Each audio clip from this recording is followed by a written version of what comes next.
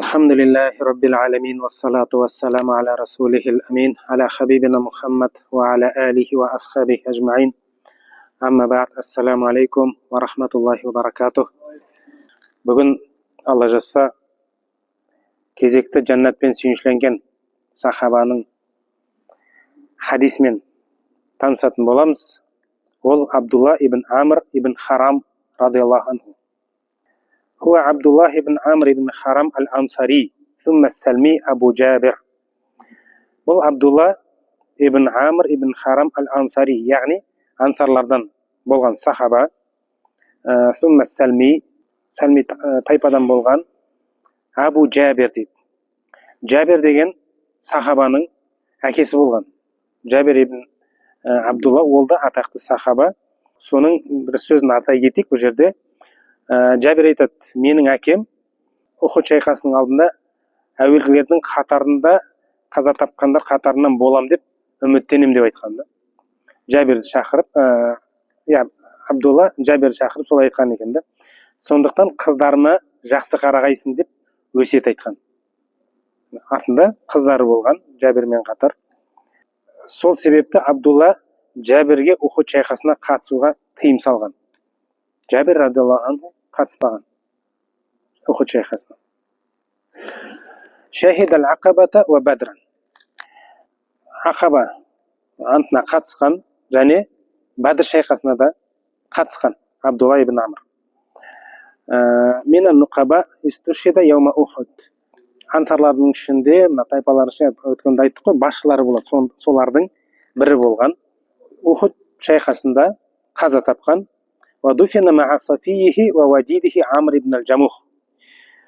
Сол шайқаста шахид болғанда өзінің жақын досы, жақсы көретін досы болған Амр ибн аль-Джамухпен бірге жерленген бір қабірде.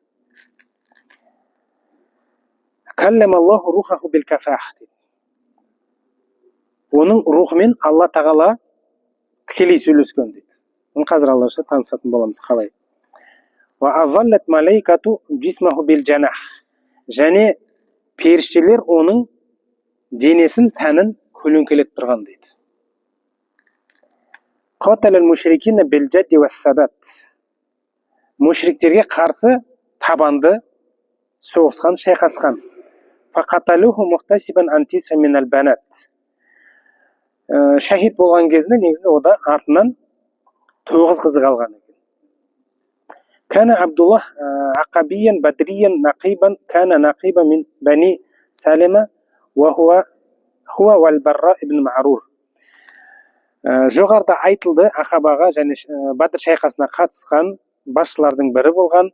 Оның ішінде Аль-Барра ибн Марур деген сахабамен бірге өзінің тайпаларында басшылардың бірі болған. Уан Мухаммад ибн al-Munkadir. Мухаммад ибн Мункадирден мынандай сөз келеді. Сами'ту Джабир ибн Абдиллах қал. Осы Абдулланың баласы Джабир ибн Абдилла былай деп айтты дейді. Хутила аби яума Ухуд фаджиту илейхи ва қад муссила бихи ва хуа муғаттал вajh. Әкем Ухуд шайқасы кезінде мерт болды, шахид болды. Мен оған бардым, оны кебіндеп қойған және беті жабық болды дейді. Фаджаалту абки ва жа'ала ал-қауму янхаунани ва расулуллахи саллаллаху алейхи ла янхани. Әкесін көрген ол жылай кеттім дейді. Мен жыладым дейді. Джабир айтады. Қасындағы адамдар оны тыя бастаған, тыйған. Жылама деп. Ал Алланың елшісі саллаллаху алейхи мені тыймады дейді. Қала жа'алат Фатимату бинт Амр, яғни аммату табки. Фақала расулуллахи саллаллаху алейхи. Фатима деген жаңа Джабирдің немере әпкесі ғой, Абдулланың қарындасы жылады дейді. Пайғамбарымыз саллаллаху алейхи Алланың елшісі оны көріп, табкихи аула табкихи ма залатил малайкату tudhilluhu би ajnihatiha hatta rafa'tumuhu дейді. Сен жылама дейді. Қараңыздар. Фатимаға айтып тұр, Абдулланың қарындасы. Сен жылама деді, оны періштелер дейді, қанатымен дейді. Сендер оны көтергенше бүркеп тұрды дейді, жауып тұрды дейді. Қараңыздар. وعن جابر رضي الله عنه قال لما حضر أحد دعاني أبي من الليل. Ухуд шайқасының алдында әкем мені шақырды дейді Жабир радиаллаху анху. Былай деп айтты: "Ма арани илля махтулан фи аували ман юхталу мин асхаби наби саллаллаху алейхи ва саллям." Мен деді ертең шайқас басталғанда Алланың елшісінің сахабаларының ішінде ең әуелгі, қараңыздар, қайтыс болатындардың ішіндемін дейді, қайтыс боламын дейді. Әуелгердің қатарында кетемін дейді. Ва инни ла атруку ба'ди а'азза алейя минка гайра расулиллахи саллаллаху алейхи ва саллям. Мен артымнан сені қалдырып барадым дейді. Ең ішіндегі ең жақсысы, ең несі, сенімсі Алланың елшісін айтпағанда сен боласың дейді. Сондықтан фа инна алейя дайнан фақди дейді. Менің артымда қарызым бар дейді, берешегім бар дейді. Соны өте дейді. Вастауси би ихватика хайран. Және әпке қарындастарыңа жақсылап қара деп өсиет қылды дейді. Фа асбахна фа канна аувала қатилин ва дуфина мааху ахар фи қабрихи. Таңертеңінде, яғни Ухуд шайқасы басталғанда ең бірінші шахид болған адам сол болды дейді. Және онымен бірге басқа бір адам жерленді дейді. Кім дедік? Амр ибн Аль-Джамух деген сахаба. ثم لم تطب نفسي أن أتركه مع الآخر فاستخرجته بعد 6 أشهر. Бірақ кейін дейді, мен оның біреумен жатқанын қаламай дейді. 6 ай өткен соң алып шықтым дейді. Енді бірге жатқанын қаламай бір хабарда оны жеке алып шықтым дейді. فإذا هو كيوم وضعته حنية غير أذنيه дейді. Алып шыққан кезде жерлеген күні сияқты жағдайда болған дейді. Сондай күйі сақталған, екі құлағы 6 айдан екі құлағынан басқа барлық жері сол бойында сақталған дейді. ودفن هو وعامر بن الجموح في قبر واحد قال النبي صلى الله عليه وسلم ادفنوهما في قبر واحد فإنهما كان متصادقين متصافيين في الدنيا. Ол жаңа жоғарыда айтқандай Амр ибн Аль-Джамухпен бірге бір қабірде жерленді дейді. Пайғамбарымыз саллаллаху алейхи ва саллям солай әмір еткен. Былай деп айтқан: ол екеуін бірге жерлеңдер, себебі олар тіршілікте жүрген кезде, осы дүниеде жүрген кезде екеуі жақын жолдас болған еді дейді. Сол үшін екеуін бірге жерлеңдіңіз деп пайғамбарымыз саллаллаху алейхи ва саллям айтқан. Ва кана Амр айдан зауажа ухта Абдиллах васмуха Хинд бинт Амр ибн Харам. Сонымен қатар жаңағы Амр ибн Аль-Джамух бар ғой, Абдулланың қарындасына үйленген екен. Күйеу баласы болып тұр да.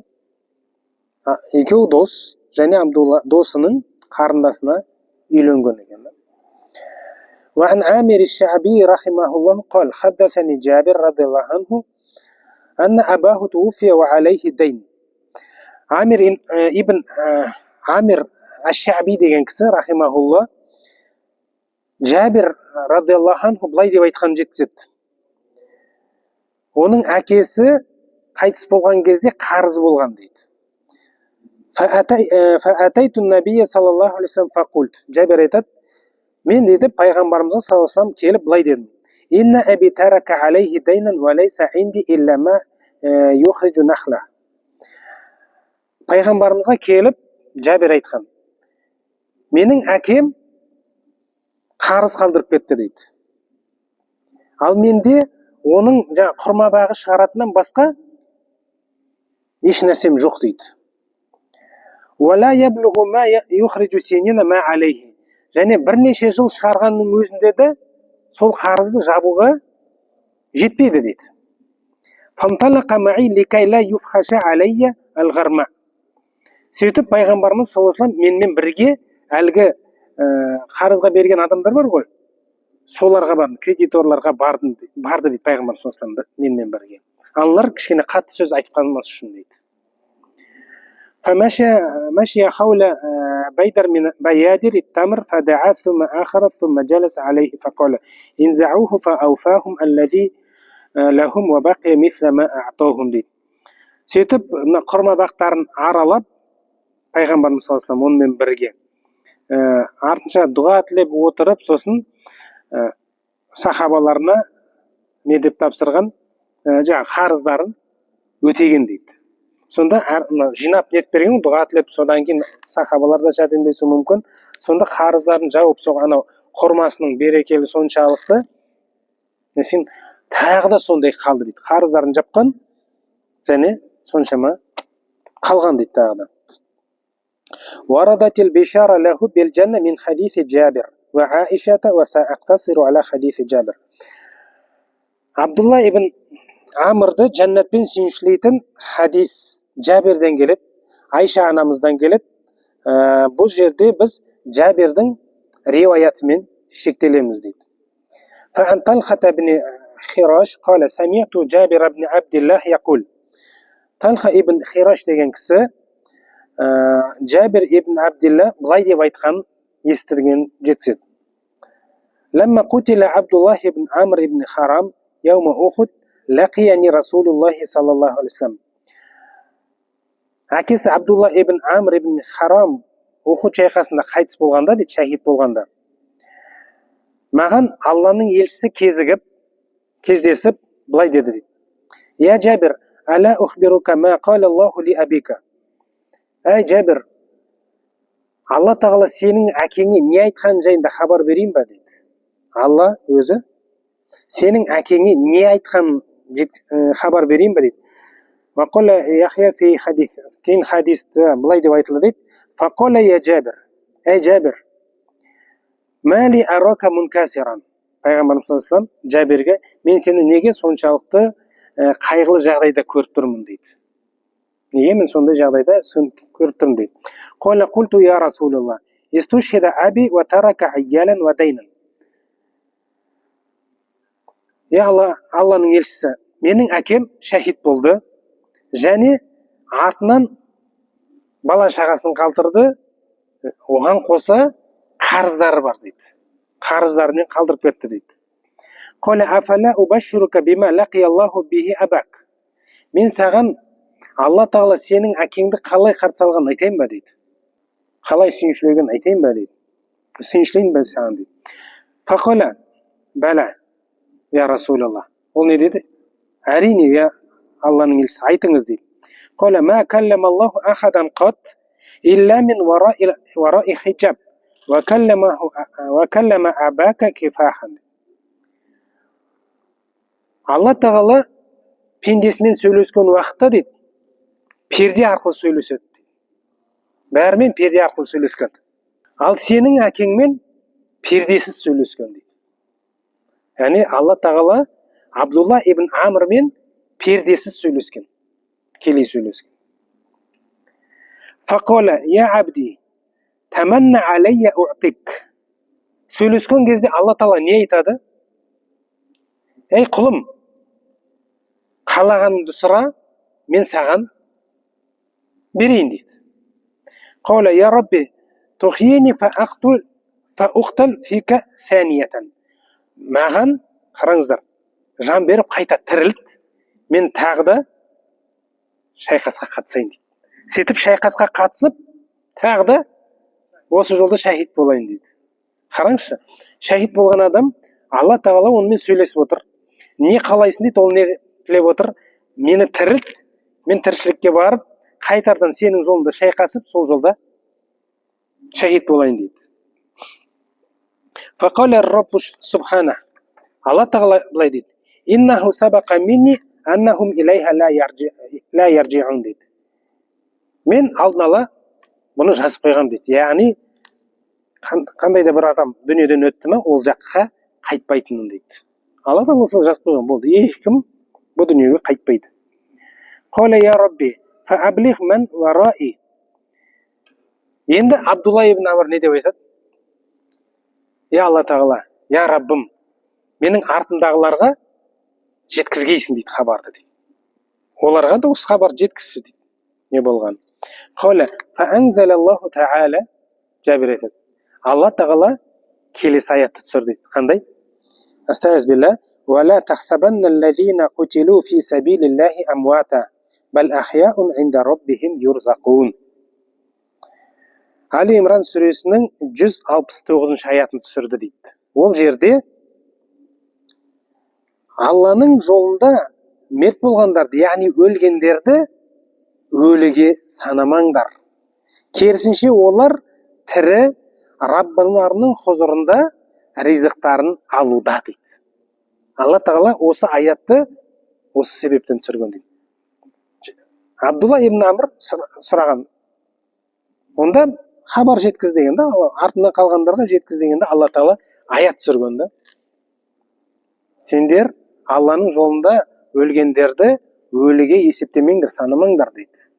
Керісінше олар тірі Алланың хұзырында ризықтарын алуда дейді. Осылайша сүйіншілген екен. Алла былай деп айтып тұр: оларды өлдіге санамаңдар, еш нәрсе сезбейді, нығметке бөленбей жатыр деп ойламаңдар дейді тәпсірлерде. Олар тірі нығметке бөленуде қуануда дейді. Пайғамбарымыз саллаллаху алейхи вассалам былай деп айтады: бауырларың Ухудта мерт болғанда Алла тағала олардың рухтарын жасыл құстардың денесіне орналастырды дейді. Тәпсірлерде келеді. Мына шахидтер бар, Алланың жолында қайтыс болғандар. Жалпы мына аятты «Уәлә тахсабанна аллазина қутилу фи сабилиллахи амуата» деп тұр ғой. Ухуд шайқасында қайтыс болғандарға нақты айтылған да. Содан кейін түсіп отыр ғой бұл аят. Сол жерде қайтыс болғандарды өліге есептемеңдер дейді. Керісінше олар тірі дейді. Оларды Алла тағала жасыл құстардың денесіне орналастырды. Олар жәннаттың өзендерінен су ішіп, жемістерінен жейді дейді. Қараңыз. Әрі аршының көлеңкесіндегі алтын шырақтарда тынығады. Олар ішіп жегендерінің тәттілігінің жайғасқан орындарының жайлылығын көрген соң, қап, бауырларымыз бізге Алла не сыйлаған білгенде ғой. Сонда олар джихадтан бас тартпас еді, соғыстан шегінбес еді деді. Жаңа жәннаттың бір несі бар, бөлігі, сол жерде олар рахаттанып жатыр. Алланың ризығын жеп жатыр. Сонда олар не дейді? Қап, бауырларымыз бізге Алла не сыйлаған білгенде ғой. Сонда олар джихадтан бас тартпас еді, соғыстан шегінбес еді деді. Алла не дейді? Мен жеткіземін деді. Шахидтер жәннатта ризықтарын алып жатыр ғой. Сол жерде Алладан осылай айтқан кезде Алла не дейді? Мен жеткіземін деді. Алла олардан: құлдарым, не қалайсыңдар деп сұрайды. Құлдарым, не қалайсыңдар деп сұрайды. Бұдан артық жоқ қой, жәннатта қалағанымызша жеп жүрміз деп 3 мәрте айтқанда қайта. Бұдан артық не керек енді? Ризығын жеп жатыр Алла тағала. Не қалайсыңдар? Мен арттырып беремін деп тағы сұрайды Алла тағала. Сол кезде біздің жанымызды денемізге қайтар, біз қайта барып сенің жолында шайқасайық деді дейді. Қараңыз. Бұл жерде жалпыламайыз тұр. Негізі бұл сөз кімнен шыққан болып тұр? Абдулла ибн Амрден шыққанда нақты. Сөйтіп Алла тағала Алланың жолында қайтыс болғандарға, шәһид болғандарға осындай ризық береді. Сондай бір мекен бар. Жәннаттың есігінің алдында деп айтады. Қазір олар сол жерде ризықтанып жатыр. Жәннатқа әлі кірген жоқ қой, нақты жәннатқа. Түсіндіңіздер ме? Көрдіңіздер ме?